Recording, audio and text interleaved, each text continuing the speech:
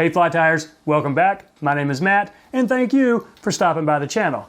Now, if this is your first time here and you want to learn some really cool fly tying tips and tricks, maybe some old patterns and a little bit of the history of these old patterns, then start by subscribing and clicking the bell so you don't miss a thing.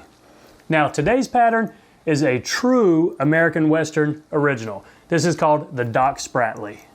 It was created by a guy named Dick Prankard from Mount Vernon, Washington in 1949. Now, the legend has it that one of his friends, Dr. Donald Spratley, came into his shop when he was tying, and he startled him a little bit, and Dick said, "Oh, just for that, I'm going to name this fly the Doc Spratley." Now, is that a true story?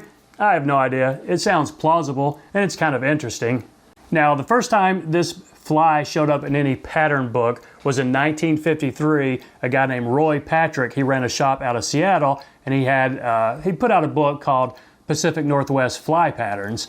Now, it looks like a really old school book where he sat down and typed it with a manual typewriter. I haven't seen it, but in the research, I did find a copy of it on eBay. So if anybody's interested, it's out there, it exists. Now, back to the fly. One of the really cool things about this pattern is you can tie it in all sorts of variants. I've seen it tied really long and then standard sizes, even short. You can tie it in olive or red. You can make it a thin tinsel or a thick tinsel. This last guy tied it with looks like a jungle cocktail, so that's very unique. But it's a pretty easy pattern to tie. I think you're going to like it. Let's give it a shot. So there you go. In the vise is a Doc Spratley, an old soft hackle kind of wet fly. One thing I do want to point out, this wing right here, that's too high. It needs to be laying a little bit flatter. So one of the things I like to do when I'm tying flies is show you how to tie them by showing you what not to do.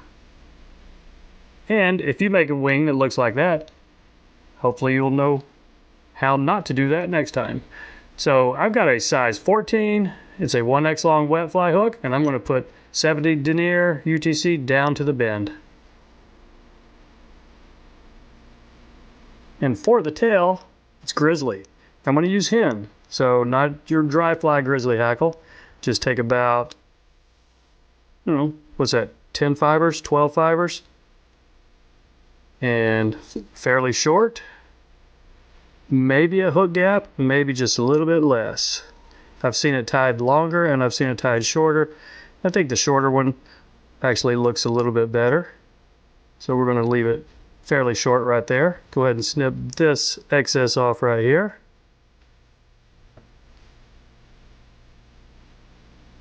And the next component is Mylar Tinsel. This is a size 16 or 18. Now I will tie this in with the silver side toward the hook. That way when I flip it to wrap, you will be seeing the silver. And that's what the original pattern calls for. So I'm going to take my thread all the way back up. You don't have to do this. Well, not all the way. Remember, we've got a throat and a wing and some peacock herl for the head. So what I have been doing, I've got black wool yarn, and it's a 4-strand yarn, so I just separate it and take one of the strands. You could probably tie it in thick using a full piece of yarn, but the advantage of doing it with just one of the strands is, you can make 2 layers if you want, and you can make it as thick as you want just by how many wraps you do. So let's take this back and then start our wraps from the back. It will give us a little bit more control over how thick we make this. Okay, so get your thread back up there, not all the way up, close to, where we're going to end the body, and just wrap this up. And I'm going to wrap it one time up and then maybe halfway down and halfway back up. And it's going to be a little bit buggy. That's why we use wool.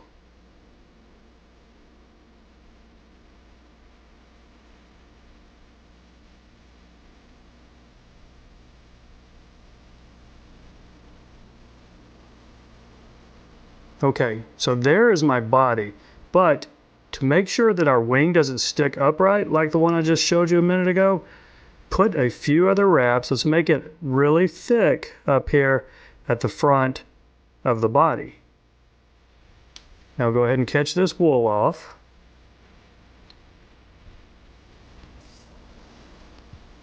One of the cool things about this, you could use any color wool you want. You could use red, you could even use yellow, anything you want. And it's still a Doc Spratley, but it can be quite cool with a whole bunch of different patterns. So I will take the first wrap completely around at the tail. Now I will open spiral all the way up. Maybe 4 wraps on this size 14.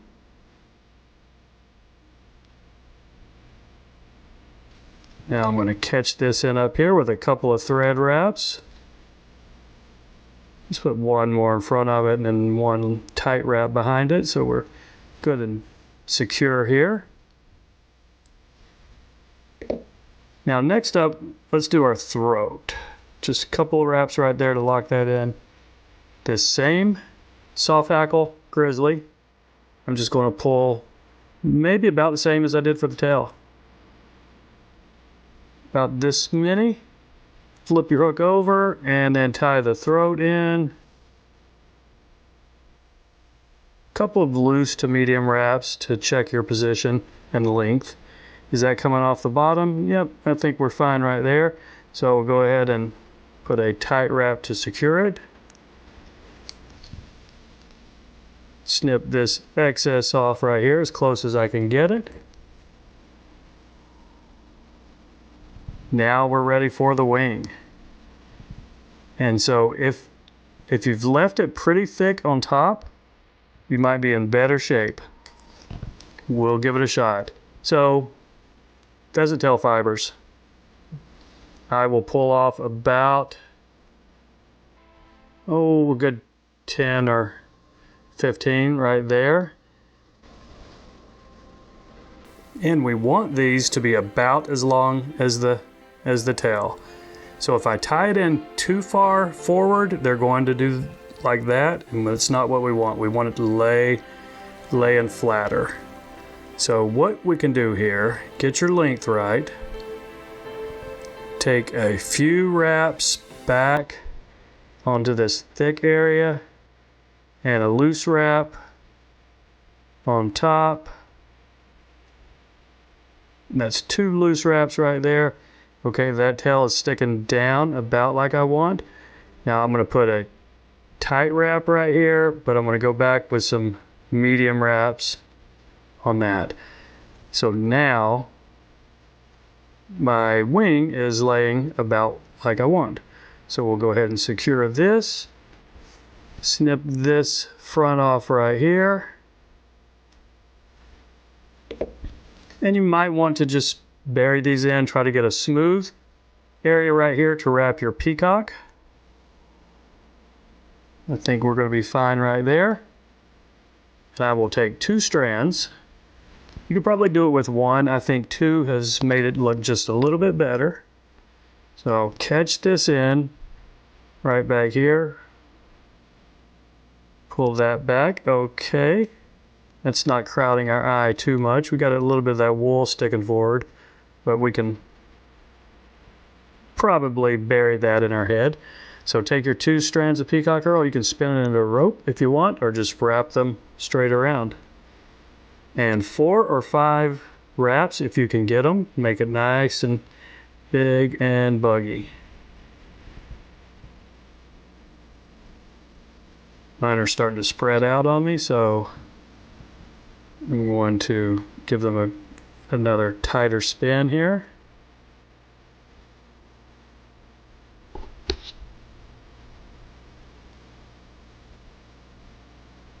Okay, and I think we can catch that in right there. I'm going to push them back from the eye in just a second, but not a big deal. So before I snip that off, I'm going to put a couple of more securing wraps there. Now clip this peacock herl off as close as you can get it. And just push any of that up if you want, as long as you're not clobber in your eye, and you've got room for your whip finish, I think we'll be good to go. 3 or 4 turns right here should be fine.